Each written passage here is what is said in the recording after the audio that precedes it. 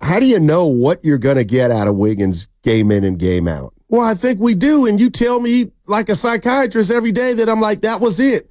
Now, Kuminga should be back tomorrow. Draymond's coming back, so maybe Wiggins saw and looked around like they need me more now than ever, which you should always have that attitude. But I guess, Donnie, what's crazy is it sounds like you have more hope in regard to Wiggins sustaining this than I do. Like I want to see it. No, I wouldn't say that. Okay, because the band will be back together tomorrow. I would not say that. Yeah. I think Kuminga not being there was a big part of it. I'm trying to figure out what makes this guy tick, Andrew Wiggins. And something made him tick last night. Was he Kuminga not being there? Yeah. Was it the albatross got ejected and I enjoy playing when he's not around, or now I got to pick up more of the slack because of Draymond and Kuminga being out, but whatever the reason. I'm looking at a guy who had 23 last night on 8 for 17, made 3 of 6 of his threes. I'm looking at Moody, who came in, did his job.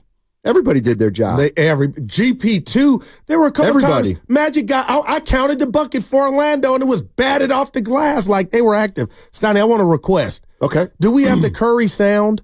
Sure. I would like to hear Curry. Okay. And then also our guy, the shooter from ESPN who used to be on the Wizards. What's my guy's name? We just played the sound.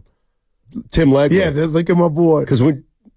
So not Jay Williams. No, that was the one. I hadn't heard that. All right, let's go to the front. This is Steph Curry on Draymond's ejection and how he felt about the team's performance. Steph Curry. All I said is we need him. He knows that.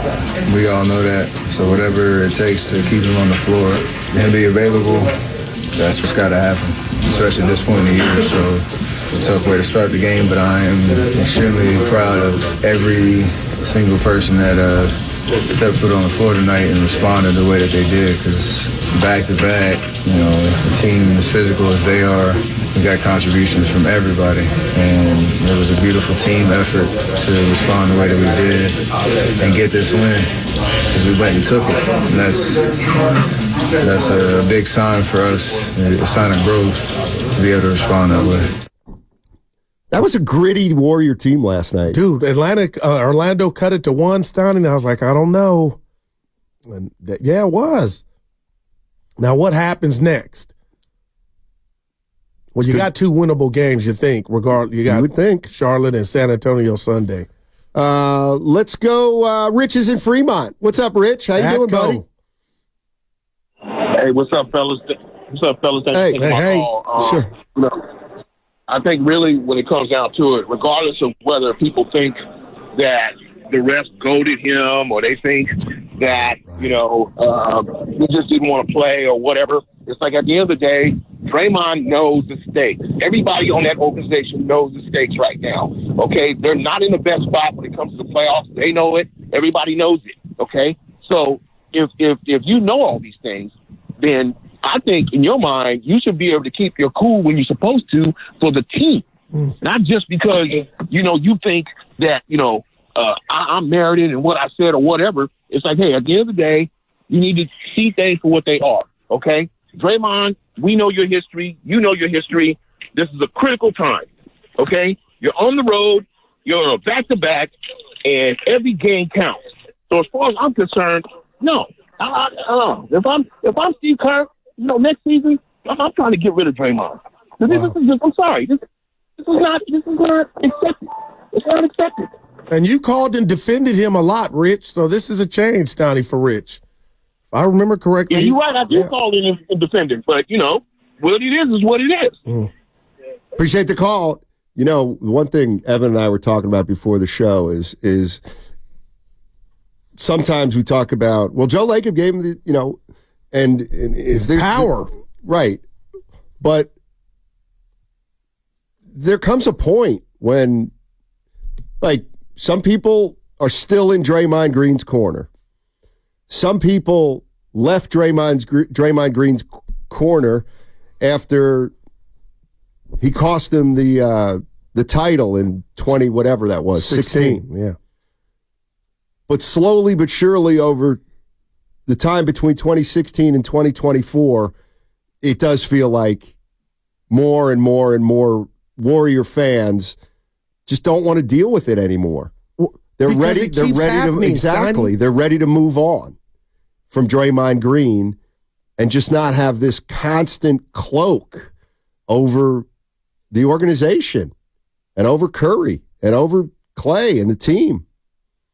Let's go to Rick. Rick's in Pleasant Hill. What's up, Rick? How you doing, man? Hey, guys. Thanks for taking my call. First-time caller, long-time listener. Thank you. First off, I wanted to say to Steiny, the best thing to happen in your career is not Steph Curry. It's Guru. Oh. That's my man. Oh, wow. Wow. Second off, the Draymond Green thing, this dude turned it into a clown show. So what I got is he's just an old bully. He's over the hill. I think he's getting run around by these young kids a little bit, and he's just getting more and more frustrated, which is only going to get worse as time goes on.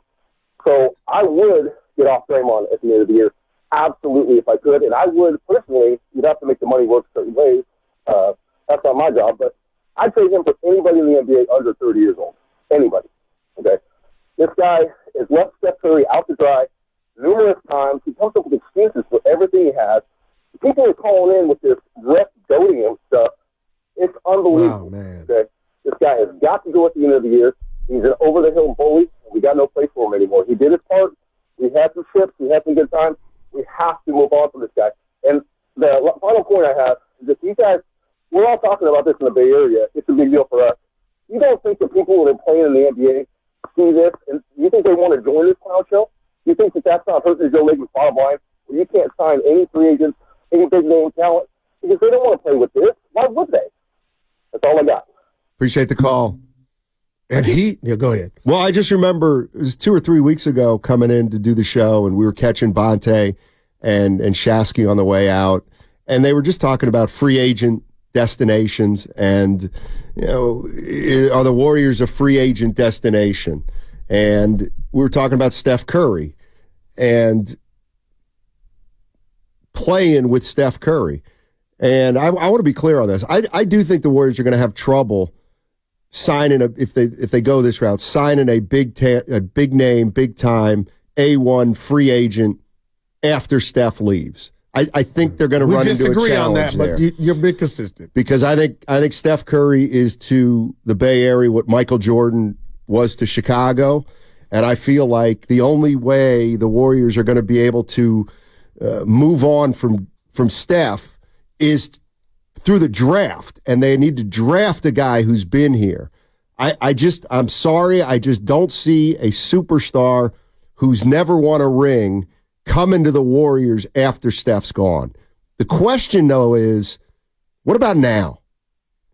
What about now? Like, I don't think there's the pro out there that's saying, I don't want to go to Golden State because of Steph. Why would they say that? But would a free agent want to come here right now? Would a second-tier free agent right now want to come to the Warriors to play not just with Steph Curry, but they'd also have to play with Draymond Green? I'm being real. I want to, hell yes. Yeah, I don't know. Yeah. I think certain free agents would not want to be a part of a team with Draymond Green. Oh, that's where I was going. So you're saying that part of it. I said certain. I don't know that everybody, but because I think people want to play with Steph. It's a privilege. Sure. It's an honor. And I don't think, Dray is, toxic to where somebody might not come, but we'll find out. And some will say, hopefully we don't. You said something to me and the caller hit it, and I'm being so real with you, Steiny. Let me know if I'm breaking up on you. The 2016 finals, 18 finals against Toronto, I thought Siakam got the best of Dray. And that's when I said Dray is one of the top 5 defender, top 10. Steiny, I'm not blaming all of the Warriors' ailments on defense on Draymond Green, but what I do know is he is grabbing that ball out of the net more now than I ever seen him. I'm not saying it was his fault. It was player A or B. I've seen him talk more to Pajimski, Kuminga about the breakdowns, what have you. I'm telling you what you said hit me about he's more frustrated now. And when you're slipping and not what you used to be, Steiny, you got to take that out on somebody. And if you're not getting 25 a night and you're not that player, you're not doing that by passing it at the top of the key. So I'm fearful that the only couple games left now, hopefully they get a series, but I'm starting to wonder if the frustration, because I'm not what I used to be, the team around me defensively is not what we're used to be, so now I need the ref as an antagonist. But if another person calls here and says the refs are baiting them, Steiny, if the window could open on the 10th floor, I'd open it and don't. Yeah. I mean, come on. Is that what that's loving hard? But you're also Ray Charles in it too. You're being blind. Come on now. Yeah, tis a puzzlement with Draymond Green. I know you don't need him like you needed him in the past. I don't know. I don't know. Are people excited about Draymond Green being a Warrior for the next 3 years?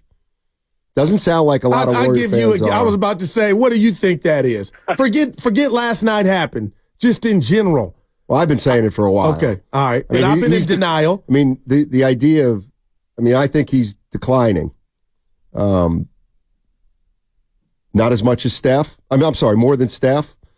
And yes, when he got the 4-year deal, I thought, man, what's he going to be like in 2 or 3 years as a player? And I do subscribe to that. You get frustrated the older you get because you can't do what you can do 10 years ago. And you're right. He's not the defensive player he was 5 or 6 years ago. And that has lessened his impact. And you can't tell me that doesn't